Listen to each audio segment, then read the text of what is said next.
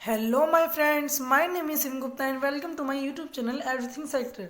तो आज मैं आपको बताऊंगा कुछ इंपॉर्टेंट डेट्स जो कॉम्पिटिटिव एग्जाम्स के लिए बहुत इंपॉर्टेंट होते हैं। तो देखते हैं, कुछ मंथ वाइज देखेंगे।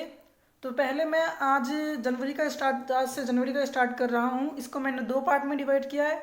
ये पहला पार्ट है और सेकंड पार्ट मैं आपके लिए जल्द लेकर आऊँगा। तो चाहिए शुरू करते हैं। तो ये 4 जनवरी का है। तो कलकत्ता में विक्टोरिया मेमोरियल की आधारशिला रखी गई। तो 4 जनवरी 1906 को कलकत्ता में जॉर्ज पंचम ने, जो ब्रिटेन के एक राजा थे, विक्टोरिया मेमोरियल की आधारशिला रखी थी और इसे जनता के लिए 1921 में खोला गया था। इसका जो निर्माण है, इसके निर्माण की लागत 1 करोड़ रुपए लगभग लगी थी।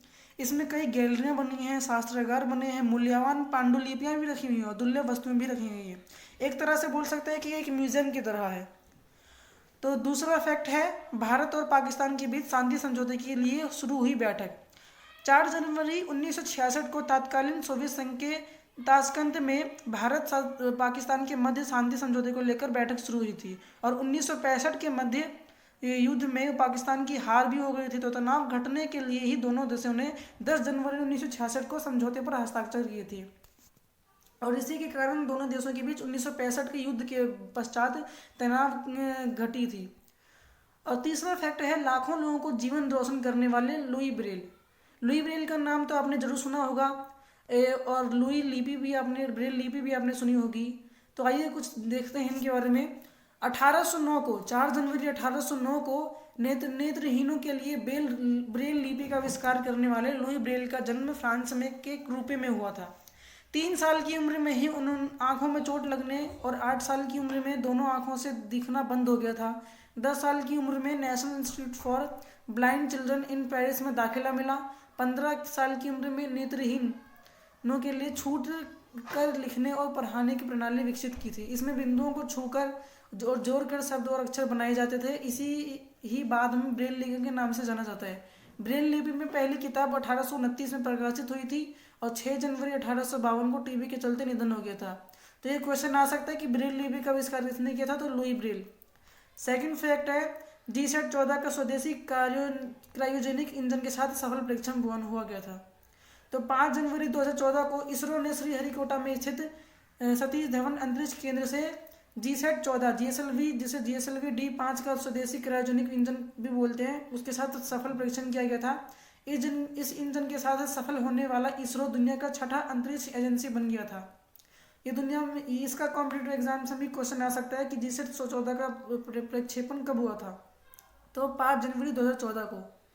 सेकंड फैक्ट है, गोल्डन गेट पुल बनाने का काम शुरू हुआ 1933 में। आज ही के दिन अर्थात 5 जनवरी 1933 को आज ही के दिन अमेरिका के सैन फ्रांसिस्को को कैलिफोर्निया से जोड़ने वाला गोल्डन गेट पुल का निर्माण शुरू हुआ।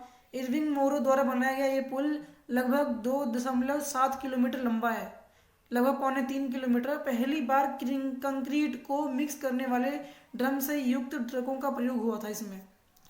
उसके बाद नेक्स्ट है, पहली बार अमेरिका में टेलीग्राफ प्रणाली का हुआ प्रदर्शन। तो 6 जनवरी 1838 में पहली बार अमेरिका में ही टेलीग्राफ प्रणाली का हुआ प्रदर्शन हुआ था।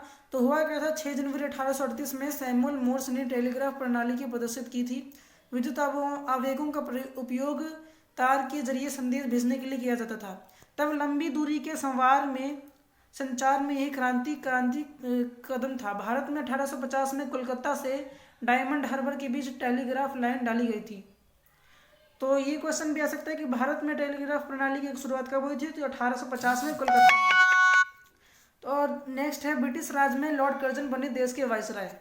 लॉर्ड कर्जन के बारे में भी आपने बहुत सुना होगा। तो 6 जनवरी 1899 को ब्रिटिश हुकूमत के दौरान लॉर्ड कर्जन देश के वायसराय बने थे। इन्होंने शिक्षा, पुलिस और कृषि में सुधारों के लिए आयोगों का गठन किया था, लेकिन 1905 में बंगाल विभाजन के निर्णय को जबरदस्त विरोध हुआ और उन्हें इस्तीफा देना पड़ा था। और लॉर्ड कर्जन के काल में ही 1804 उसके बाद नेक्स्ट है, न्यूयॉर्क और लंदन के बीच शुरू हुई पहली टेलीफोन सेवा। तो 7 जनवरी 1927 को American telephone and telegraph company ने न्यूयॉर्क और लंदन के बीच पहली टेलीफोन सेवा शुरू की थी।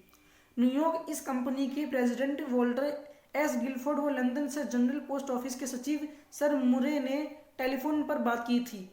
तो ये क्वेश्चन आ सकता है कि सबसे पहले विश्व में पहली टेलीफोन सेवा कहाँ शुरुआत हुई थी, तो 7 जनवरी 1927 को न्यूयॉर्क और लंदन के बीच। उसके बाद नेक्स्ट है, अमेरिका ने पहले राष्ट्रपति चुनने के लिए किया था मतदान।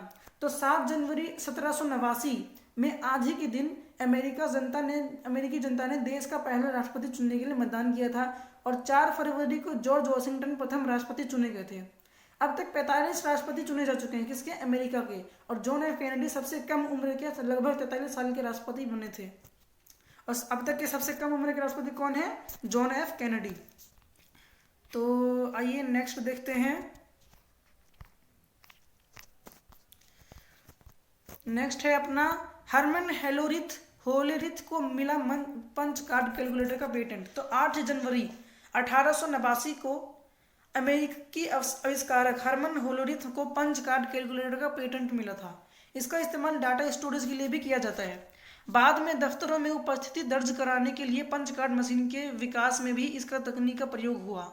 जो आजकल कई दफ्तरों में, ऑफिस में आप देखते हैं कि एक थंब इम्प्रेशन हमें एक मशीन पर देना पड़ता है जहाँ पे ग्रीन इंटरफेस होता है और वहाँ से वो उपस्थिति दर्ज हो जाती है। तो उसी का पेटेंट सबसे पहले हरमन होलेरिथ को मिला था। और अमेरिका में डेमोक्रेटिक पार्टी की स्थापना हुई, कब हुई? 8 जनवरी 1828 को। आज ही अमेरिका के 2 मुख्य राजनीतिक दलों में शुमार डेमोक्रेटिक पार्टी की स्थापना हुई थी।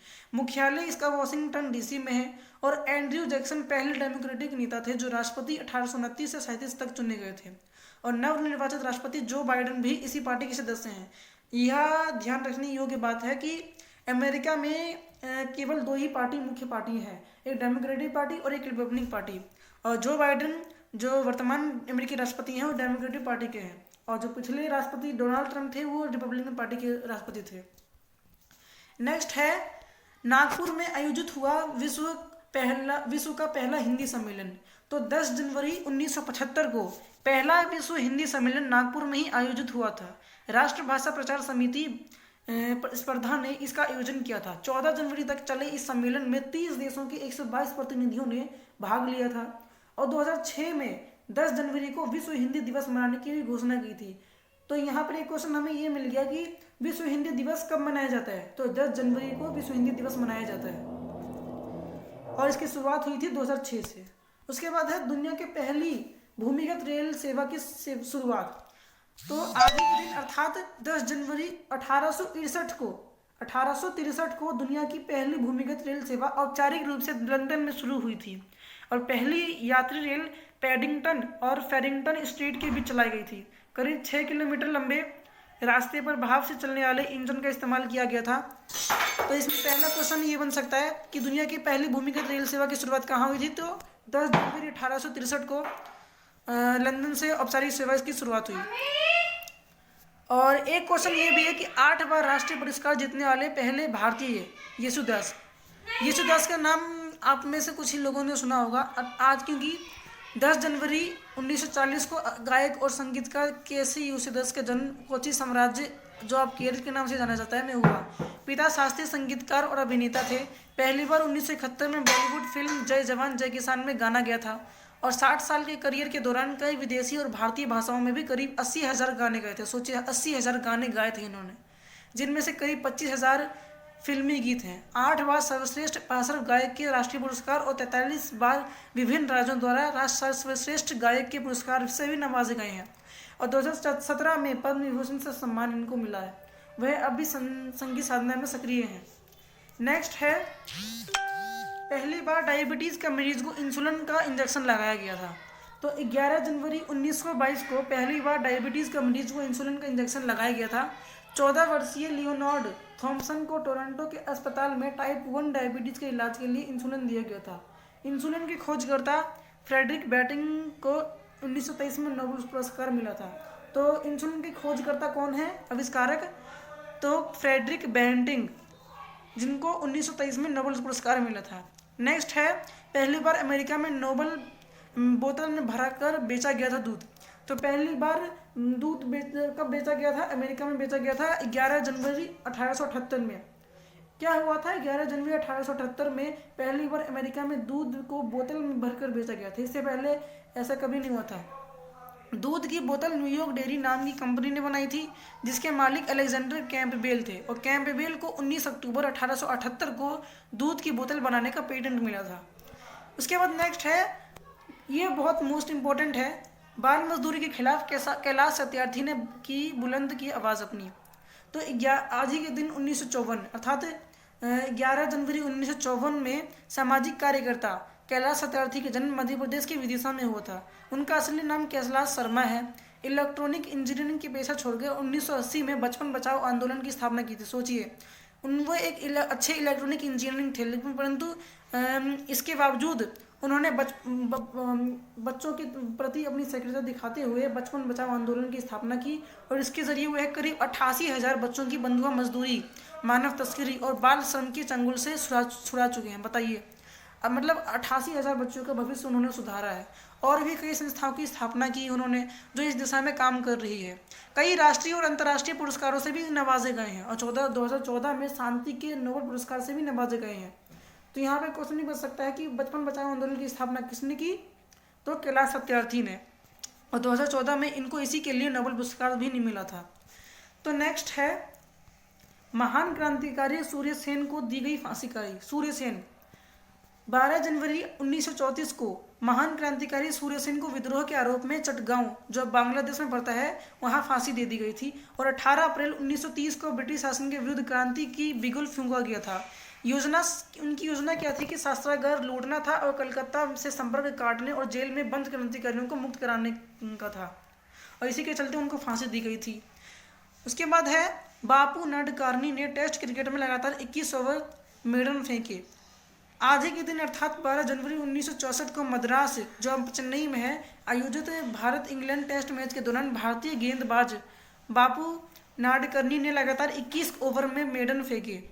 यह अब तक का एक रिकॉर्ड है। उस पारी में उन्होंने कुल 32 ओवर में 27 मेडन ओवर फेंके और सिर्फ 5 रन दिए थे।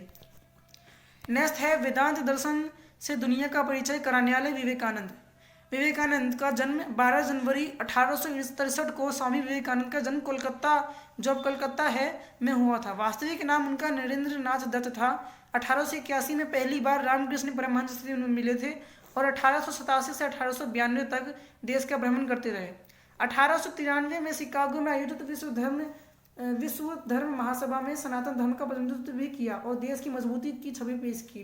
तो यहाँ पर एक क्वेश्चन ये बन सकता है कि विश्व धर्म महासभा कब आयोजित की गई थी, तो 1893 में शिकागो में आयोजित की गई थी, जिसका और हिंदू धर्म यानी सनातन धर्म का प्रतिनिधित्व स्वामी विवेकानंद ने किया था।